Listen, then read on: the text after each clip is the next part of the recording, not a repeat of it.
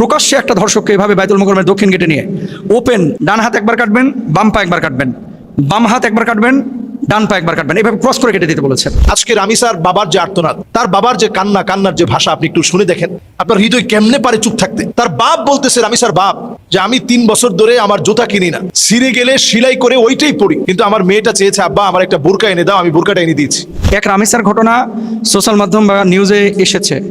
শত শত রামিসারা এরকম আড়ালে থেকে গেছে, যাদের কথাগুলো নিউজে আসে নাই, সোশ্যাল মাধ্যমে আসে নাই। একটা 8 বছরের মাসুম বাচ্চাকে টেনে হিঁচড়ে নিয়ে গিয়ে তাকে যৌন হয়রানি করে সে যখন জ্ঞান হারিয়ে ফেলেছে, পাপিষ্ট মনে করছে সে মারা গেছে। একটা জীবন্ত মানুষকে এই বিষয়গুলো বলতে গেলেও তো কত কঠিন লাগে। বাপ একটা বারের জন্য তাকায়, সেটা সেই দৃশ্য দেখতে পারতেছে না। আমরা সেই দৃশ্যের দিকে তাকাতে পারছি না। একটা বার বাংলাদেশে আল্লাহর শরিয়া আইন কায়েম করেন, অন্য কোনো আইন দিয়ে বিচার করলে তেমন কোনো বিচার আসলে হচ্ছে না বাংলাদেশে।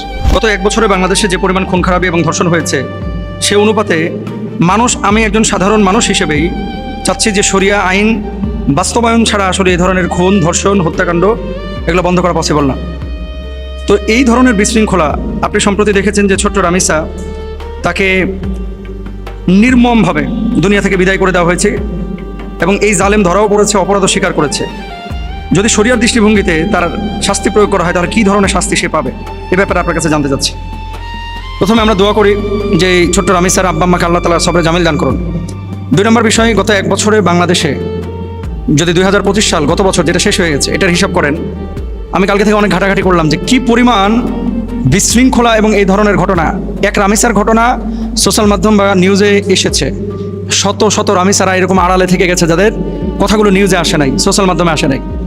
দেখেন, 2025 সালের প্রথম 10 মাসে বাংলাদেশে প্রায় 4105টি ধর্ষণ এবং 3554টি খুন নথিভুক্ত হয়েছে বলে পুলিশ সদর দপ্তরের একটা তথ্য প্রকাশ হয়েছে। তাহলে ধর্ষণ কত? 4105টি, আর খুন হচ্ছে 3554টি।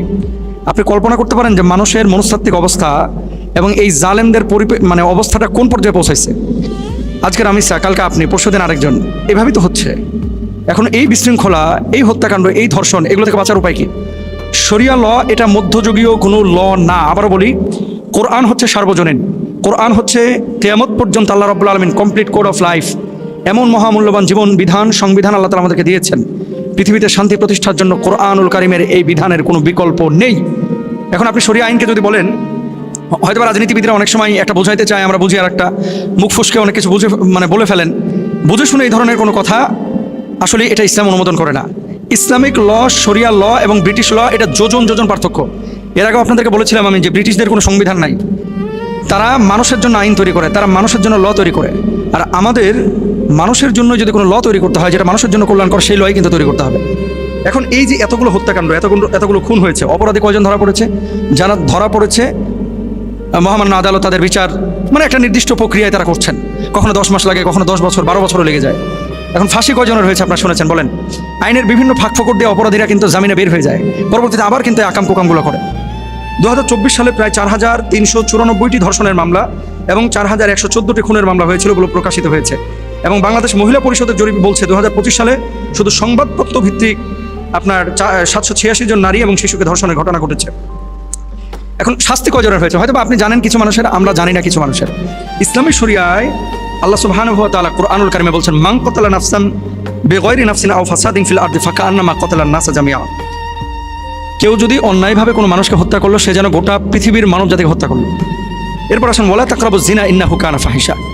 স্বেচ্ছায় বিবাহ বহির্ভূত জেনা, ব্যভিচার, এগুলো তো স্বেচ্ছায় নিষিদ্ধ। এখন অন্যায়ভাবে কেউ যদি করে থাকে, তাহলে তার ব্যাপারে শরিয়ার বক্তব্য কি? ইন্নামা জাযাউল্লাযিনা ইউহারিবুনাল্লাহ ওয়া রাসূলাহু ওয়া ইয়াসআউনা ফিল আরদি ফাসাদা আই ইউকাত্তালু আও ইউসাল্লাবু আও তুকাত্তা আইদিহিম আও ওয়া আরজুলাহুম মিন খিলাফিন।